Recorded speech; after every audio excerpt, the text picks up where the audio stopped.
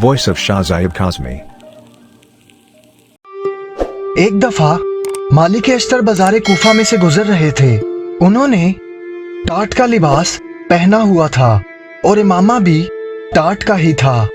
अलगर्ज वो गरीब और फकीर शख्स की तरह बाजार से गुजर रहे थे।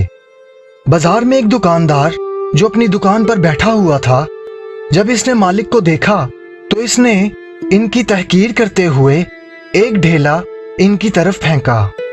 मालिक इस तरफ तवज्जो न हुए, जैसे चल रहे थे वैसे ही चलते रहे। बाजारियों में से एक शख्स जो मालिक को जानता था और वो ये वाकया देख भी रहा था, इस दुकानदार के पास आया और कहा कि जिस शख्स की तूने तहकीर की है, जानता भी है वो कौन है? तो वो दुकानदार कहने लगा, नहीं, मैं नहीं जानता। तब इस शख्स ने कहा कि वो मालिक अश्तर अली का दोस्त और इनकी फौज का सिपा सलार है। ये सुनते ही वो दुकानदार कांपने लगा और लरजते हुए मालिक के पीछे रवाना हो गया ताकि इसके पास जाकर माफी तलब कर सके।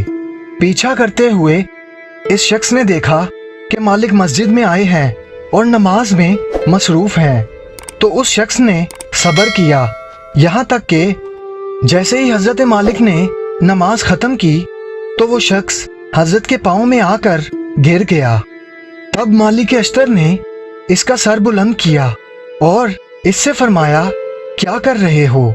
तो उस शख्स ने कहा, मुझसे एक गुनाह सरजर्द हुआ है, मैं इसकी माफ़ी चाहता हूँ, मुझे माफ़ कर दें, मैं आपको पहचान नहीं सका था। तब मालिक अश्तर ने कहा, कोई बात नहीं, खुदा की कसम मैं मस्जिद में सिर्फ तुम्हारी मगफिरत तलब करने आया हूँ।